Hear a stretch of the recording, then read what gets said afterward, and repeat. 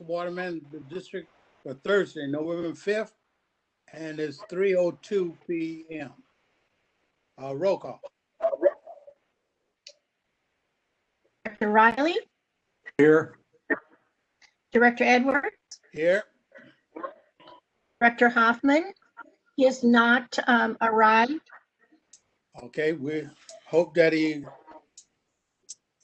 checks in or call in or, any public comment. The public may comment on any item within the district jurisdiction. Please limit your comment to 3 minutes in length. Public comment is open.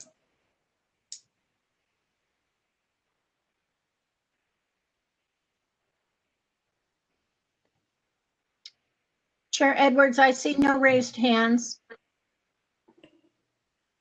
Thank you. Public comment is closed. First action item is consider adoption of August 6, 2020 committee meeting minutes.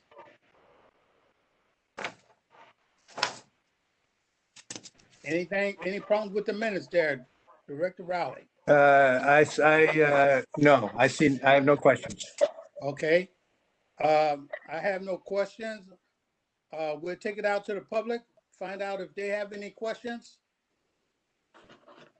on committee minutes meeting from August 6th.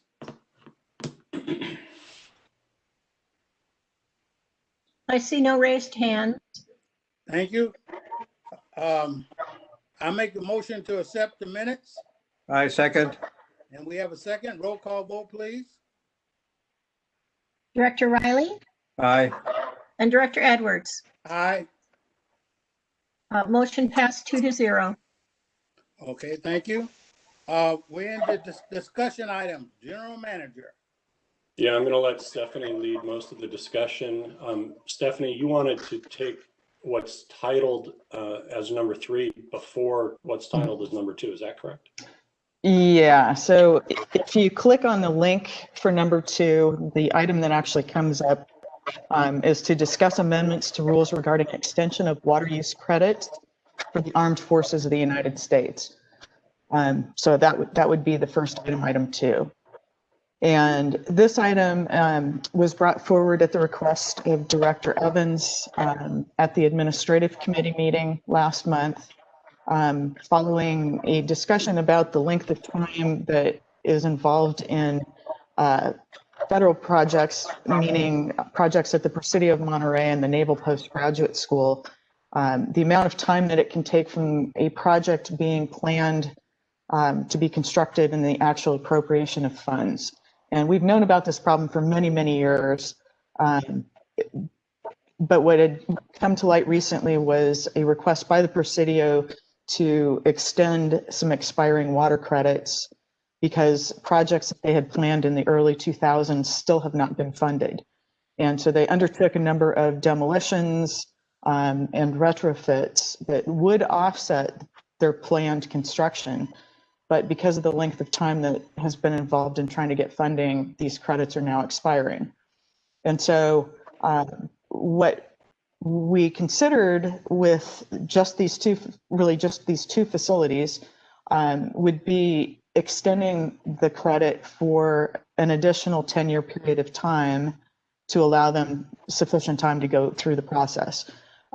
It's similar to what we did with the redevelopment agency sites when we extended, we gave them a total of 20 years to use water credits on redevelopment project sites for somewhat the same reason, which is that it took them so long to get a redevelopment project going that often the credit expired. And that's a great example is in Seaside, where they started work on the Broadway redevelopment project and tore down a bunch of buildings. And then it took more than 10 years to actually start the development of the project. And so if they had not had this additional 10-year period of time, they would have lost those credits.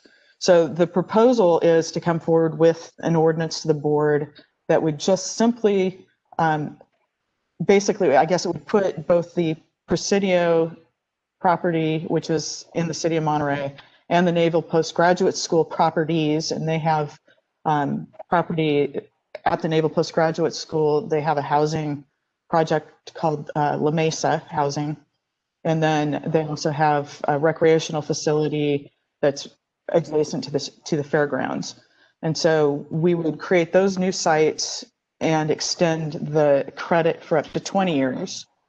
The proposal would be to go back in time and reinstate expired credits as long as they were within that 20-year time period, and then they would expire 20 years after they had originally been documented as an abandonment of use.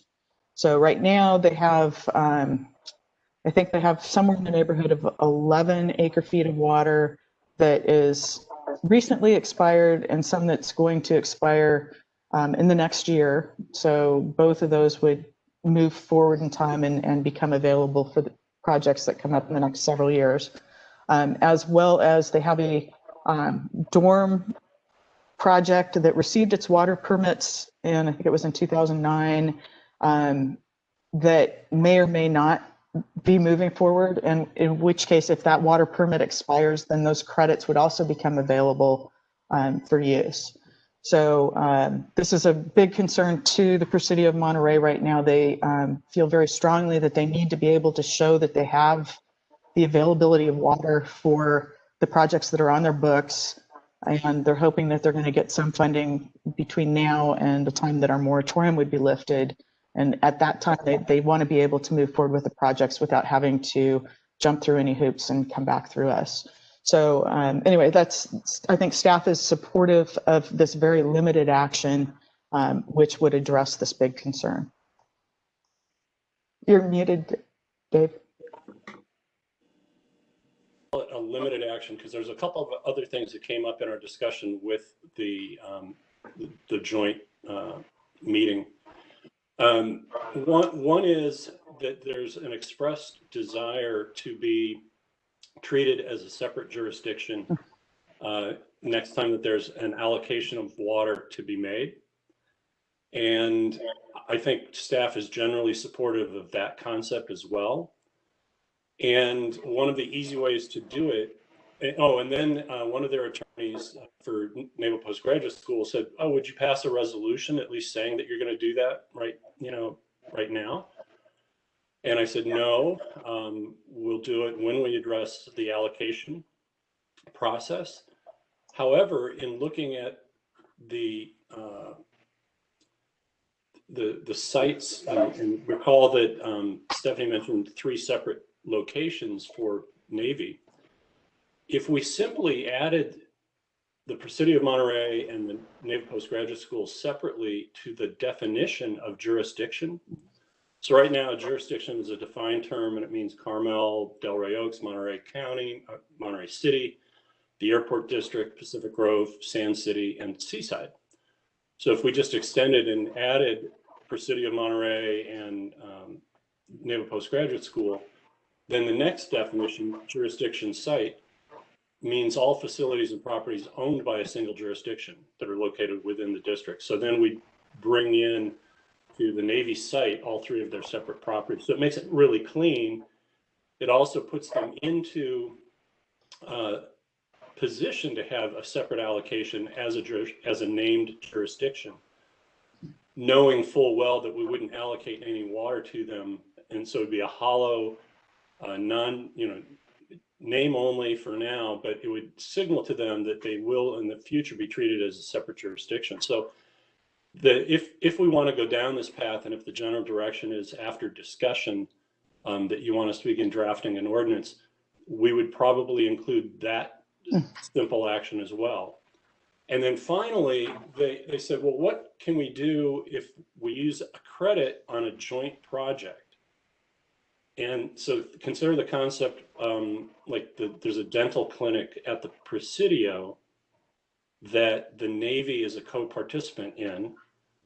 And we haven't figured this one out yet, which is how to take a Navy credit and put it on a shared facility on an Army parcel, or vice versa. And so we would do some more thinking along those lines as well and incorporate that in whatever the draft ordinance would be.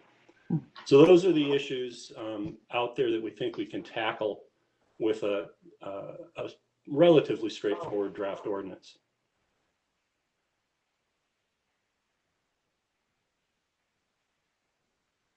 George, you have any questions? Go ahead.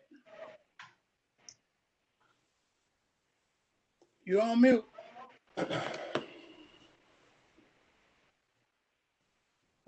Dave, let me follow up a little bit on your report. You said that the military, I don't know which one, asked you for a resolution. You said no, but it seemed like the rest of your report was generally yes. Yeah. So I'm trying to sort out the difference between those two thoughts. Yeah, well, we really didn't want to get in a position of, doing a formal resolution that says you're going to have a separate status when and if we do an allocation. But if we're going to do an ordinance to extend credits and retroactively reinstate recently lost credits, then just adding them to the jurisdiction definition is a pretty simple fix that gets them to the same place without adopting a resolution. Well, And so it would let them know that from here on out, we consider them separate jurisdictions, so that when water does get allocated from the desal plant or whatever project it is, that they won't have to work through the city of Monterey when there could be changing priorities or what have you at the city level. That they'll have their own piece of water.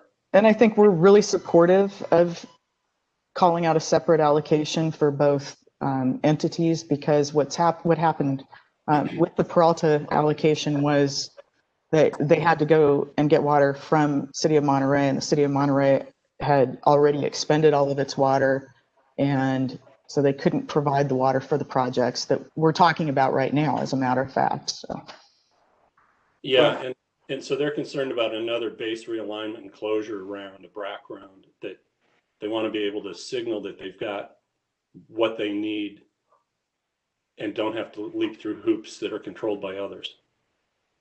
Well, I generally like what you're saying, but let's go out to the public and then see where we go from there. Yeah. And I think Yeah. Catherine was the only member of the public.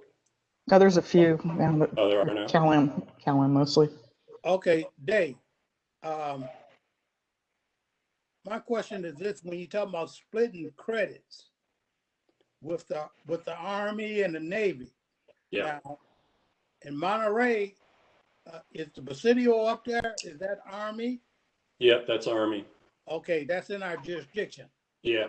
Okay, And the other problem that the Army has is oftentimes they destroy a building after they build a building. right.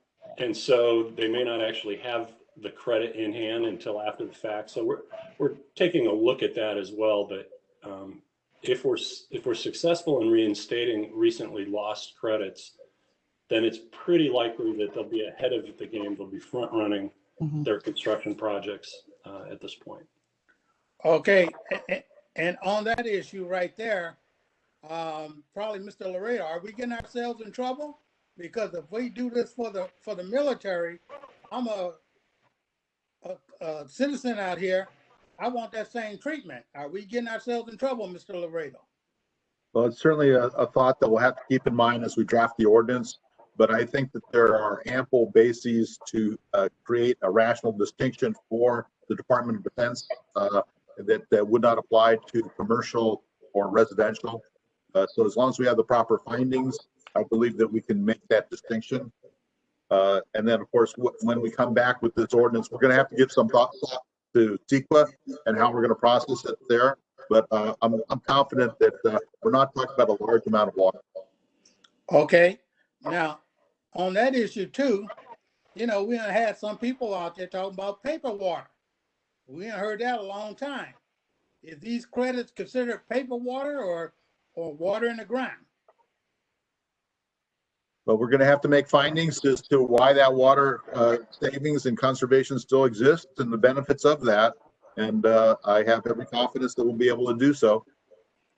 Okay, now, when we expect this to get to the board? After all, I think it's discussion and stuff, probably first of the year or. Yeah, I think the earliest would be the January board meeting. Dave, GM, did you have Same. any? First reading January is best case. Okay, good, good. And that's all I got. Director Rowley, anything else before we take it to the public? Okay, No. all right. Arlene, could you please open that up to the public? Yes, if you are calling in, please press *3 on your phone or use the raise hand icon to signal that you have a comment.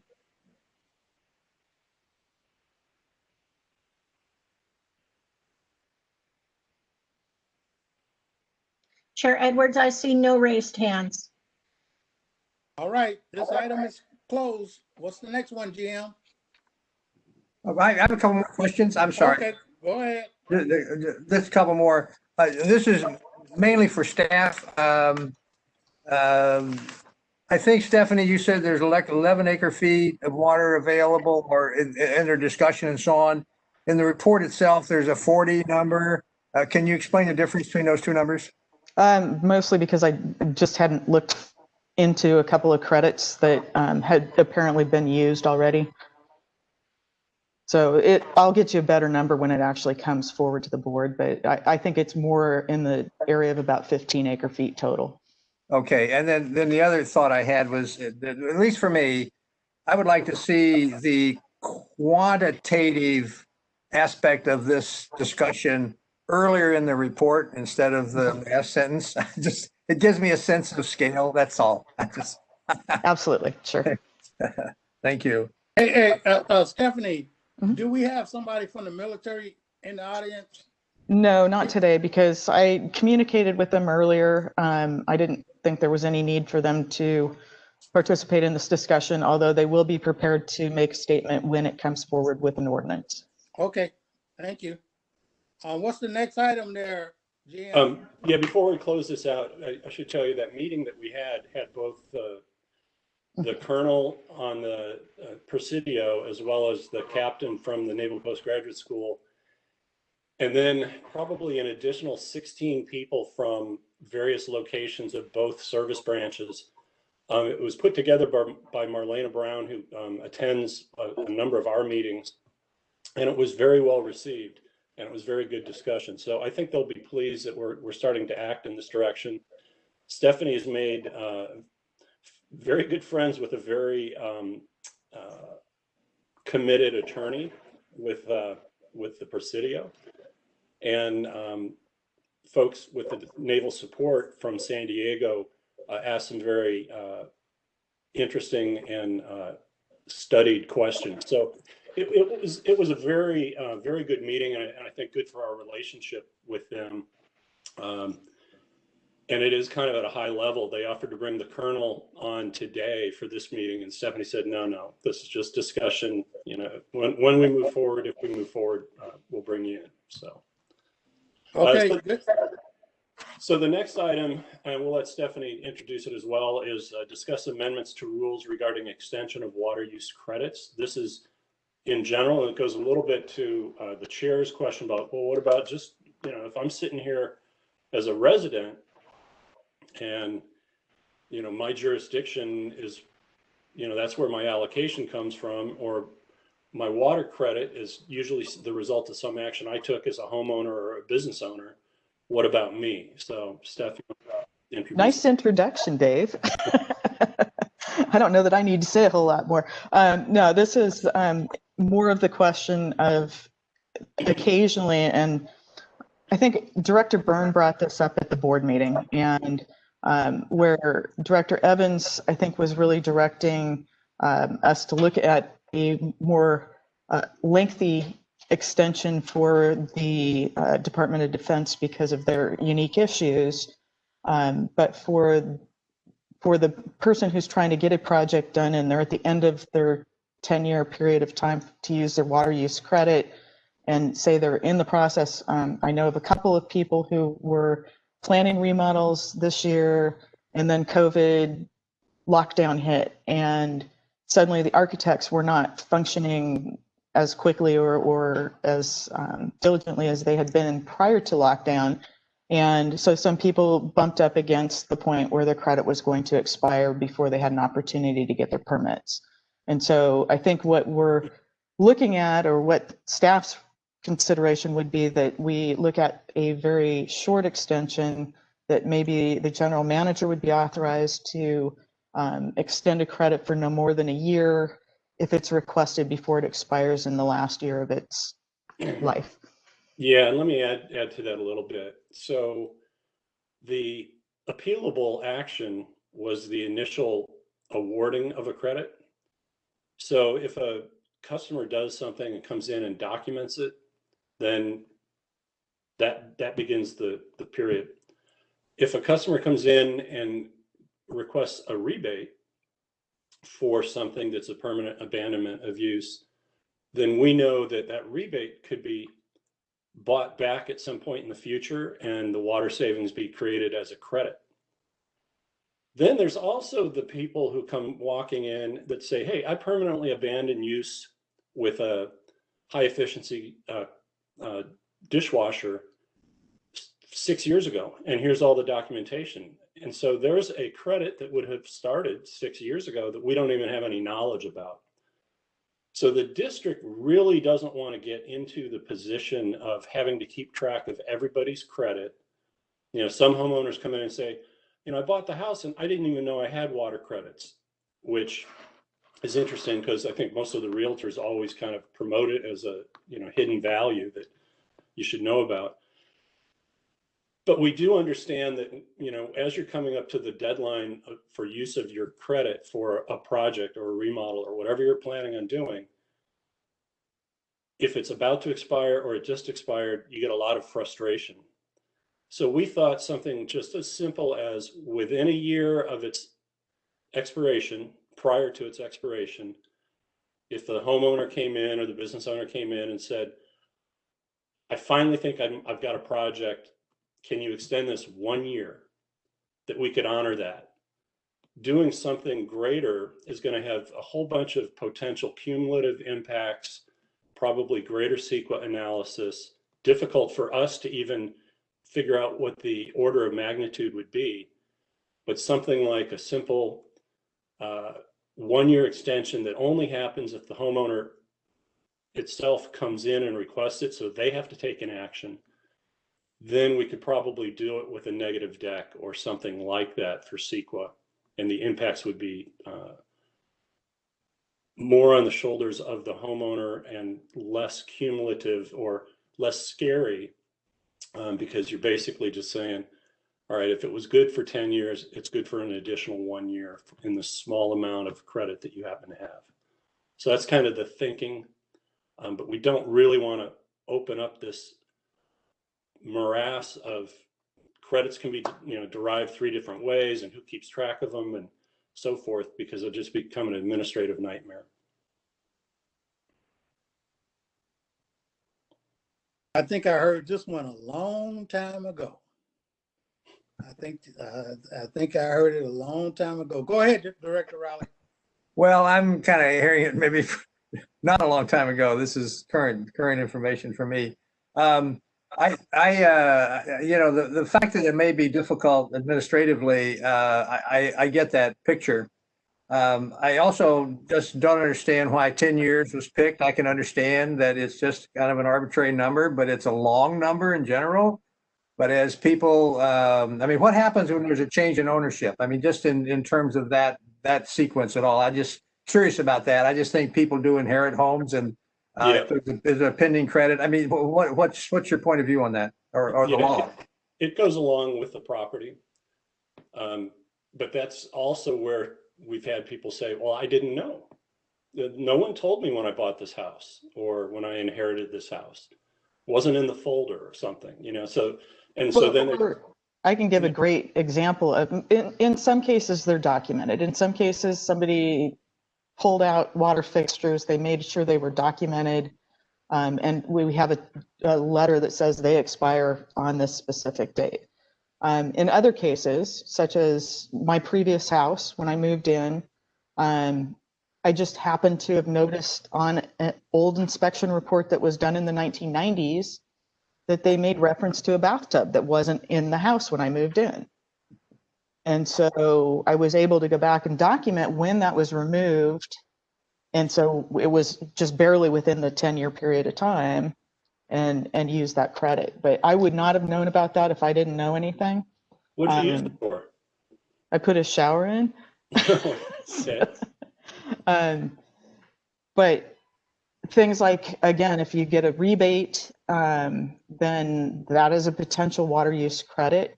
You have to pay back your rebate, but you can get a credit for a dishwasher or toilets that were replaced. So it's the 10-year period goes back to the current allocation program. When we lifted the moratorium in 1993, ordinance number 60 put into place a 5-year period of time for credit that could be extended by 5 years. In 2019, staff said, it's really difficult to go through this period of 5 years and then somebody has to request an extension. So why don't we just say, we're going to give you up to 10 years to use your credit, get rid of this need to come in and request an extension. Let's just give them 10 years. So we've done that at this point. And and this was just brought up, like I said, Director Byrne brought it up at the board meeting. And like I said, I'm aware right now of at least a couple of incidences that occurred since we had the lockdown in March, that somebody was bumped up against the end of their credit and it really needed just a little bit more time to get through the process. Well, I'm going to assume, but I'm not predicting anything here, but I'm going to assume that once the water supply becomes more reliable and sufficient, there may be a need to revisit this whole idea. And I just assume somewhere down the road, we're going to have to do that. Yeah, absolutely. And and the reason people would prefer to use the credit rather than just accept that now there's a plentiful new supply is if you're doing a renovation or an improvement with a credit, you don't have to pay the water capacity fee, which is like a connection fee to the district. Mm. So if you have it in your pocket, it is a little bit like money. It's both water and money, I guess is the way I'd characterize it. So even with an abundant supply, folks who have a credit may want to try to just save on their capacity fee. This committee should expect that we will be back probably early next year with a discussion about the level of our capacity fee, because it was established almost 30 years ago or more. I can't remember. Actually, almost 40 years ago. Almost 40 years ago, and has escalated at the CPI. And, all these kinds of fees become prohibitive for people trying to build a home or do an addition or what have you, when you start stacking them all on top of each other. So we need to take a good hard look at how important that revenue is to the district relative to the impact on the builder or the owner. And I think we'll do that in the spring. Thank you. Mr. Laredo, could we do this by case? Or do we have to put an ordinance out there? No, you have to do an ordinance. We have to do an ordinance? Yes, you do, sir. So, And you're also, you need to analyze the ordinance under. okay. And this couldn't be done case by case, huh? Yeah. And then I want to offer, when the concept of expiring credits was first discussed ever so long ago, the concept was that if a credit expired, that increment of water would be restored to the jurisdiction's allocation. So it wasn't as if that water use would be wiped off the map altogether. It would just be managed in a different way. With the illegal use of water and the desire to pull down water used, credits once they expire do not go back to the jurisdiction's allocation. But the original concept was different, that the water use, it would be part of the water cycle. The water would still be available for use. And that's a really good point, because our current committee chair was on the board back when that distinction took place, and it was a different set of characters that were your colleagues on the board, but yeah, they wanted the credits to expire for the benefit of the river. Right. And they got what they wanted. And we're going back to that, and some of those people are still out there, Yeah.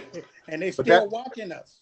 But that helps explain to Mr. Riley why 10 years was chosen. The thought was if the site wasn't going to use it within 10 years, there were other people that would. Thank you. Yeah. Thank you. So if we're going back into this, let's make sure it's cleared up. Yeah, that's why we're trying to keep it really simple. You know, it's for whatever reason, and you know, when we went from 5 with another 5 to just 10, apparently that didn't satisfy everybody. So now it's 10 plus a year if you've got some unforeseen circumstances and you need a little more time. Okay, well, when that comes back to us, I'll probably have some more comments because it's gonna have to stay at a year. Yeah. We can't keep bringing this stuff coming up. Oh, and if the board turned Recirculate. it, and if the board didn't turn it, if the board did turn it down, I would not be sad. Well, be careful how you put that out there. Because you No, have it's, some, it's one you of have those some things people where, out there even want Yeah. that year. yeah, exactly. You know, let's try to be accommodative, but we can't just keep over accommodating. Right, and I don't want to open up that door completely. Yeah. You know what I'm talking about? Laredo and Stephanie, you've been around, Arlene been around long enough. We had these discussions before. It really made me remember. All I was right, going to say, and you were on the board at that time too. that's right. That's right. All right. Any other questions, Director Raleigh? Let's take it to the public, see if they have any comments.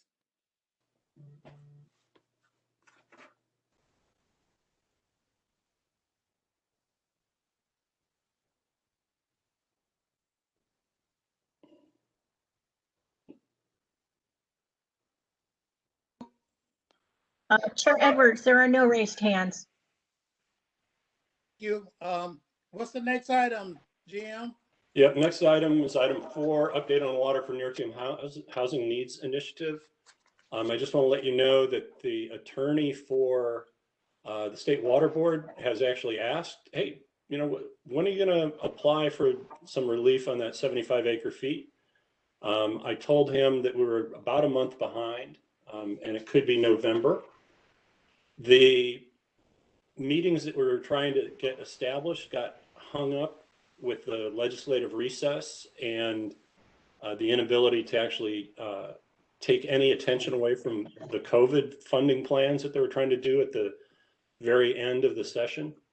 But we do have John Arriaga and Lori Johnson from JEA and Associates working on setting up 3 meetings, one with the primary consultant of the Assembly Housing, the committee, I don't have the full name in front of me, and one with the primary consultant with the Senate committee that covers housing issues, and then one with the executive director of housing and community development.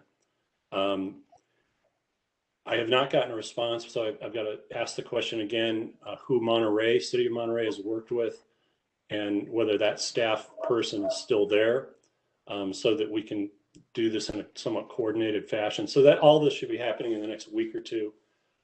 We've got a draft of a 1-pager that basically describes what the issue is and what the ask is.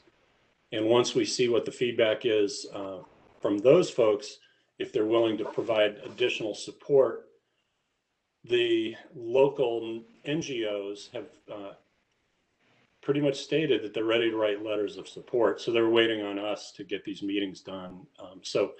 You know, a few weeks away, and that's about all there is to report on that. Since Director Riley on that? Okay, yeah, keep us up to date. And let's try to get something to the state as soon as possible. So Yep. they can say yeah or nay. Yeah, and they're expecting it in the form of an application. So I'll have to work with Council Laredo on what that needs to look like. That's basically how we did the extension of the CDO. It was deemed to be an application, but anyway, we'll make sure it's done right. Thank you, and please keep those cities informed of what's going on and tell them we're still looking for them Yep. for their help. So keep them informed so they know we're still looking, we're still working towards this. All right, what's the next item, GM? Well, this next item, item 5, is an update on activities related to non-CalAm pumpers on the Carmel River. This was Director Hoffman's initiative, and we came with some suggestions at the June committee meeting, things that we were going to look at. We finally started looking at them, but the two primary suggestions were requiring water meters. So and by the way, this is only focused on the Carmel Valley alluvial aquifer that has, connection issues with the river itself.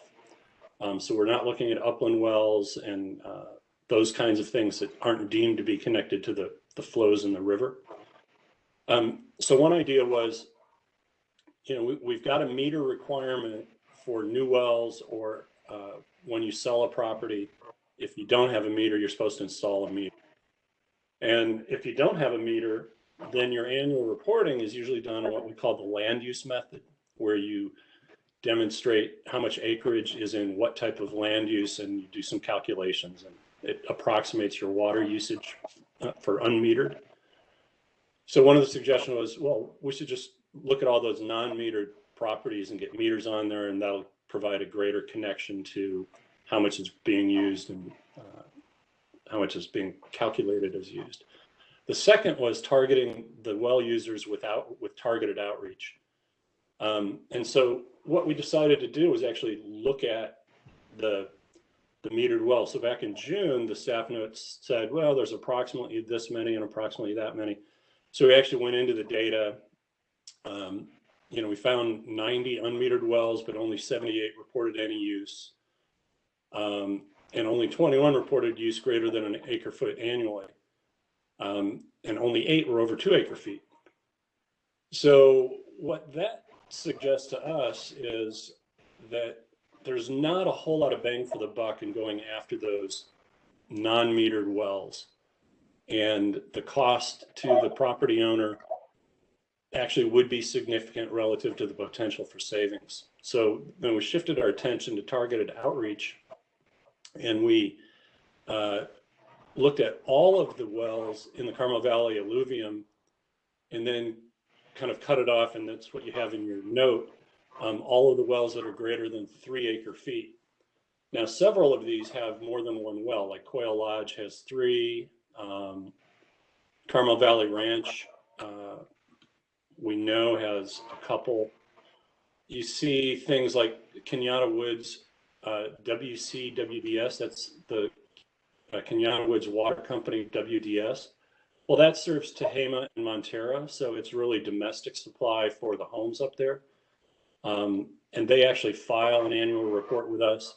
So as you start to look through some of these, we know that the 2 golf courses do a pretty good job of managing their water with irrigation controllers and things like that. We're a little concerned over Hacienda Carmel because they're using almost as much as a golf course. And if it doesn't have a name in the entity, that's because it's individually private owned, and we weren't ready to, publicly shame individual homeowners yet. But the goal is to look at which ones of these kind of leap out at us and actually do some reconnaissance level work to see what they're irrigating or what they're using it for. The Carmel Mission is one example. We know that they do have a CalAm connection, so all their potable supply should be coming from CalAm. To use 15 acre feet a year simply on playground fields or something else, it's a mystery to us. So the goal is going to be to look at the bigger users and come back. But as you can see, there's also not a great deal of potential for significant impact. But some of the obvious ones we still need to look at. We know Stone Pine added a whole variety of things to, they're really trying to dress themselves up. And we know that Carmel Valley Ranch put in more grapes and a nice lush space with lawn to have weddings. And so I'm not sure what practices they can use. The 5th one on the list, the Walter properties, Well, that's currently for sale. The parcels, this is a classic one where we've got aerial photography that show that they've been irrigating nothing to keep their pumping levels up so that when it did get subdivided, they'd have more than enough water to qualify for, building houses. So that number will significantly go down when they develop homes, and so forth. So I just thought you'd find this interesting, as to who the higher users are and how many there are, but it also does point to a pretty low likelihood of major impact. Questions, Director Riley? You on mute. Go ahead.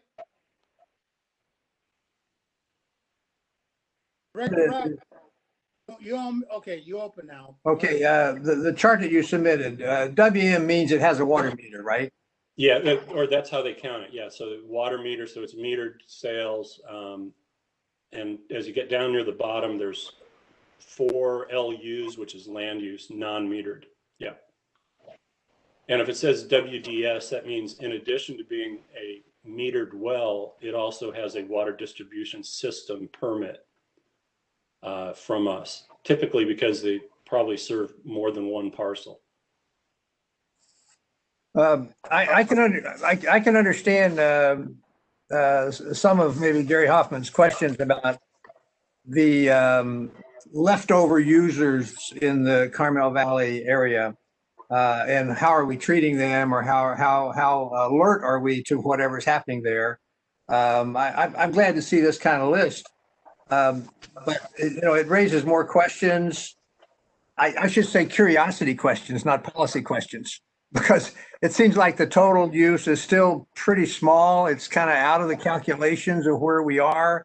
If the major issue is to remove Cal-Am's draw off the river, then these kind of sideline related water users aren't in the critical path of control and monitor. They are to a certain extent, but they're not in a critical role of where they play. I don't see the need to spend a whole lot of time on this unless there's some policy related kind of generalized approaches that might make some sense, but I don't get that sense so far from this. Yeah, I would agree with that. Part of the reason that we felt looking at this was at least worthwhile is we do get a lot of complaints about, hey, what's this guy doing putting in 5 acres of grapes? Well, the district about 7 years ago moved away from adjudicating upland well property owners, trying to protect them from each other, and we'll wait to see if they've got correlative rights, that if somebody puts an upland well in and it starts hurting his neighbor, well, then they'll resolve it probably through the courts. And we took ourselves out of play in setting limits and so forth. But we get a lot of those calls, but that's not really impacting the river. And so we said, really, let's look at the river. But there are some issues that we're struggling with, and I'm not going to name names right now, but we know that there's one user on this list, and there's probably more than one, who was given a limit through the courts, and they've been habitually in excess of their limit over the last several years. We should probably consider enforcement, but to what you just said, Director Riley, is, how much should we care if it's small amounts of water? But, there's some hairy issues in some of these users that we just have to ask ourselves, is it worth it? My thoughts on that one is we are the water agency, and we have to do enforcement. That's what we have to do. Yeah. One thing that I want to know is some people say they're not using any water. How do we check and make sure they're not using any water? Right. Do we have to add staff, or how much is that going to cost us? No. So what we do, and we're in that reporting period now. So almost, it's probably over 90% of the wells are self-reported. So the water meters are read. and they send us that report. For the ones that have meters that don't send the report, we send our guys out to go read it. We have a couple of property owners whose meters have been broken and they've been instructed to replace their meter, get it fixed. So we do some enforcement, that type of thing. But I think numbers wise, we've got it down. So we start, the water year ends September 30th. We send out all these letters reminding people to report. Those come back in through January, February. Then we start running around doing the reads for those that we didn't see. And then the April, May timeframe, you get 2 reports in the board packet for the water distribution systems that, kind of show you the meter reads and so forth. So it's not as encompassing as every water meter, but that's the program. So we're doing it, and we've got bodies to do it. But I get right to you, George. What I like you to do is sometimes you got to go out there and spot check the whole list to make sure people aren't out there doing things that they shouldn't be doing. And like you said, one guy complained about putting grapes in and that effect, I just believe in enforcement if we have to do it. Yeah, well, I'll give you an Not moving example. along. I'll leave that to Mr. Laredo to usually help us on that, but I believe in enforcement. And not to pick on the poor Walter properties, but that was one with the dog park proposal. So a lot of work has been done. Dave Laredo's firm did the water rights analysis for that series of parcels. But we've got some really interesting Google Earth photographs of, like crop circles of vibrant green circular land in November. Well, they're not growing anything in November. So just similar to September Ranch when they were watering Carmel Valley Road, a lot of times property owners keep their usage up from their well for some vision they have in the future. And there's really nothing we can do about that. There's another one in here that's closer to the mouth of the valley that has claimed a agricultural operation, an organic agricultural operation, and the amount of use that they show far exceeds what they're growing. So, we try to do some spot checking every year, but it's a challenge. Chair Edwards. Excuse me, I do. Go ahead, Director Riley. I just want to add the thought that if the property owner has a meter and is not reporting, and you have to go back, you have to go out and spend your own effort, to get the information. Do they get charged for that? Because it seems to me there's a little bit of an enforcement issue that maybe just is education, but it's also a little muscle, maybe gets the message across, like a bill. That's a very good point. I don't think we have that in our rules. It could be added. Well, just to put it in your thinking cap. Yeah. When you have something. Yes, Chair Edwards, I see we have a caller, and I just want to check and see if that could be one of our committee members. Okay, go ahead.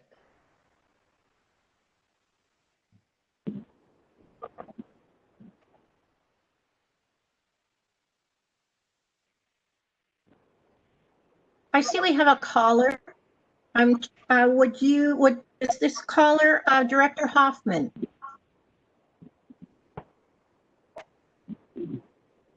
No, this is Tim. All right,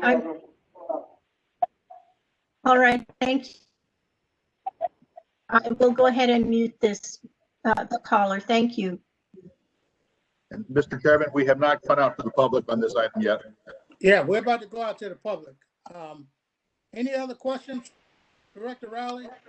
Okay, let's take it out to the public and see if we have any public comments.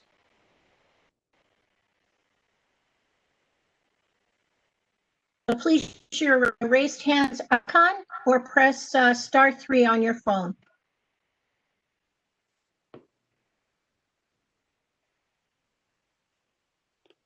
Yeah, it doesn't look like any. Chair Edwards, there are no raised hands. Thank you. Dave, just in closing, let's make sure this don't go away. It's Yeah. out there now, and let's move it on, you know. Yeah, I think I heard three good things. One is investigate some of the big users. The other is if somebody's out of compliance, enforce. And the third was consider some of the non-reporters, if we have to send people out there to get a meter read, that maybe they should pay for our time. So yeah, we'll look at all three of those. All right, thank you. What's the next item? I think that's it. All right, Director Rowley, you got anything you want to bring up in the future?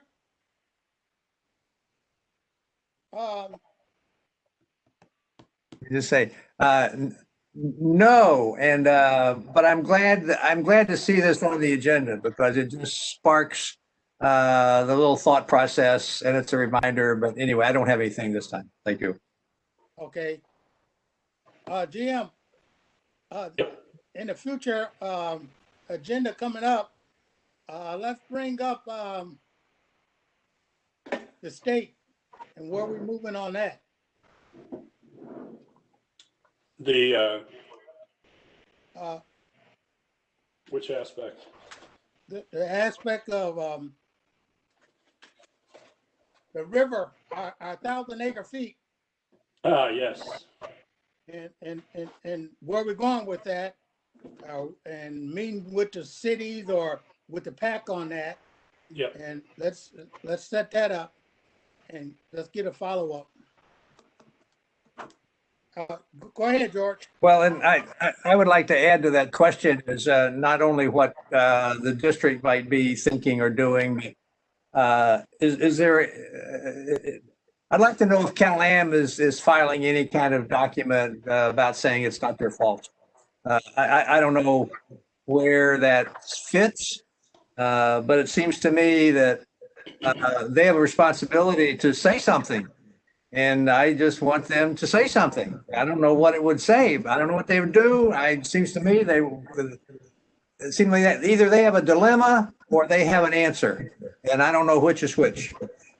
Yeah, and on that topic, they did file what's called the joint report in June, which is designed to give, the state board a heads up. Do you think you're going to meet your milestone or not meet your milestone, and why? So they did file that, and then they met in person or via video conference with state probably about a month ago now. I may have that wrong. So the state is aware of the issue.